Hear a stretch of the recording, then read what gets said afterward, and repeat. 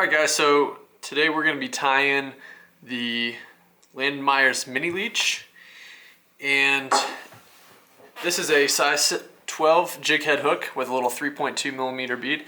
We're going to be tying this with purple uni thread. This is 6/0, 136 denier, and this is going to be using a pine squirrel zonker strip. So I'm going to start my thread just behind the bead here.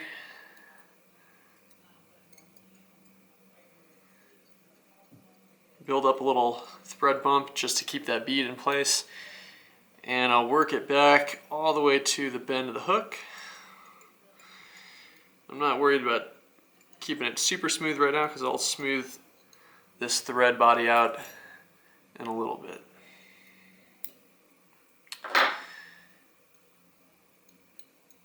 And I'm going to work that back up, and what I'm trying to do here is just build a nice even taper up to that thread bump.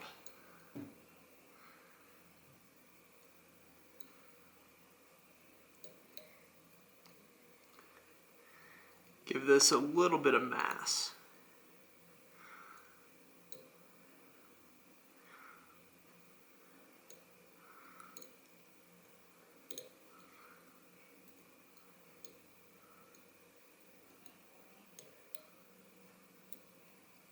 Okay. Now we're ready to tie in our flash for the body.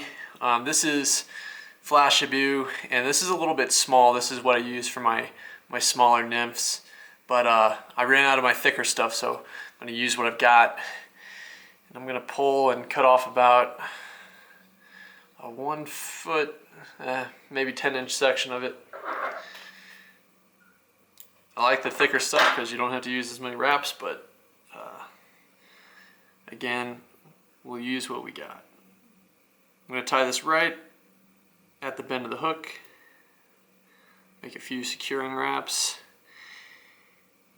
and then as I work my thread back up, I'm going to try to smooth out any bumps that I have just to make the wrapping of this Flashabou easier and give this body a little bit more smooth profile. Okay. Now we'll start to wrap this Flashabou up.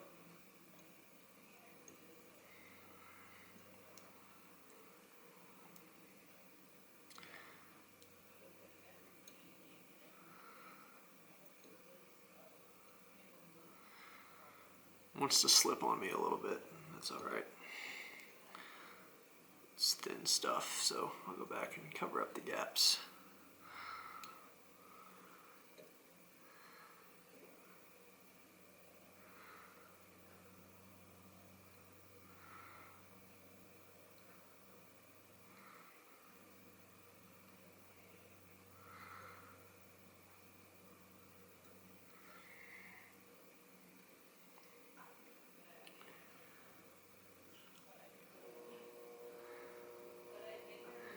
All right, that's good enough.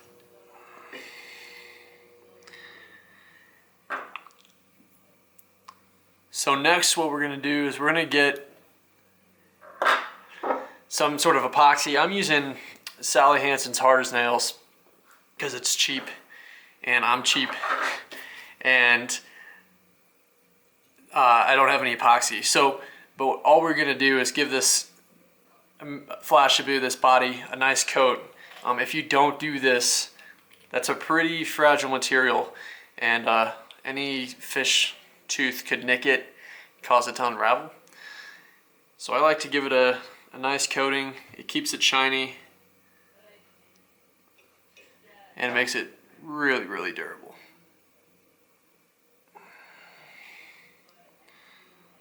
Make sure we get the underside and both sides.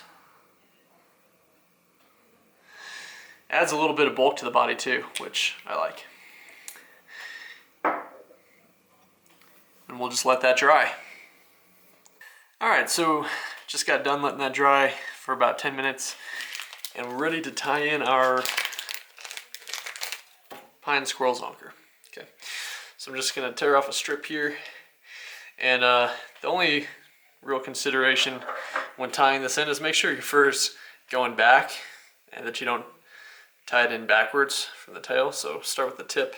Make sure all the fibers are pointing towards the back of the fly. And I'm going to cut off that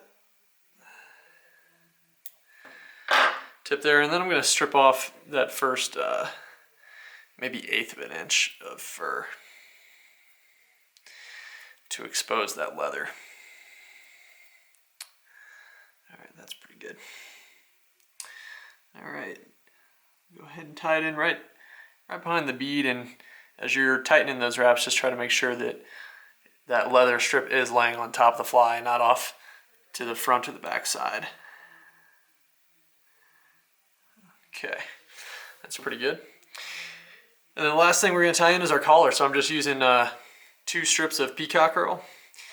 Landon Meyer, he uses ostrich Herl, I think, but I don't have any of that, so I'm going to use the next best thing.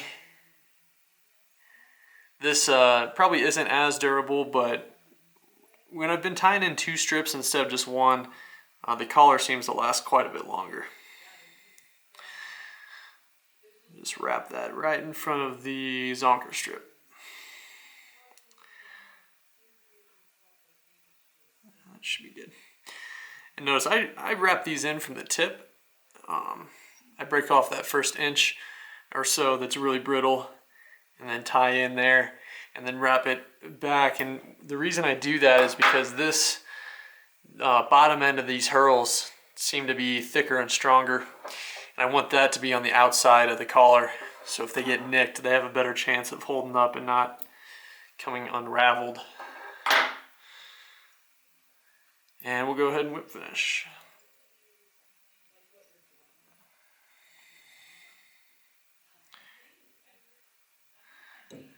I like to do 2 because when I have Peacock Herl up front, especially this close, I'm not going to put head cement on because it always gets absorbed by the Peacock Herl.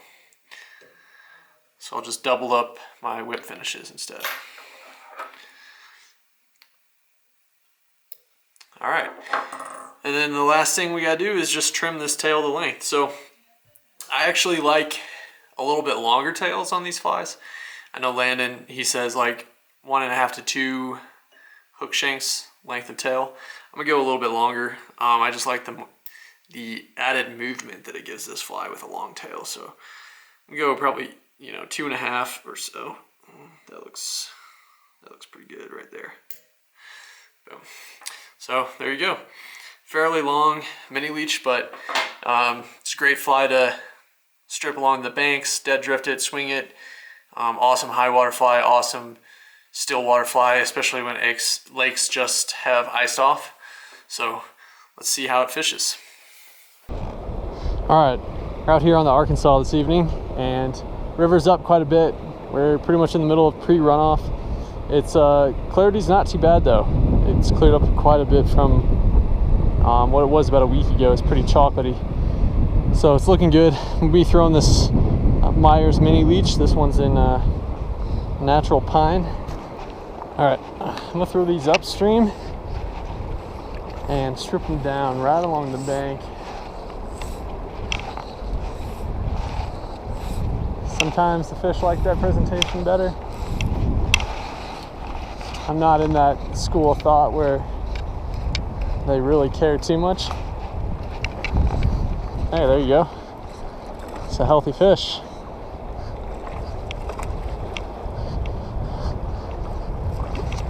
Yeah, real healthy.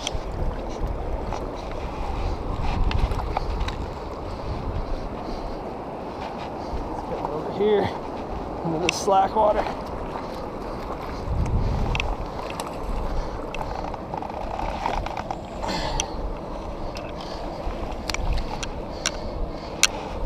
Beautiful fish right there. Took that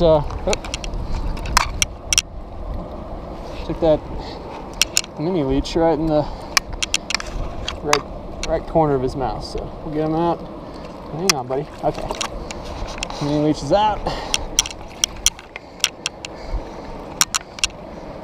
Absolutely beautiful fish. Nice orange adipose fin. Back you go, buddy.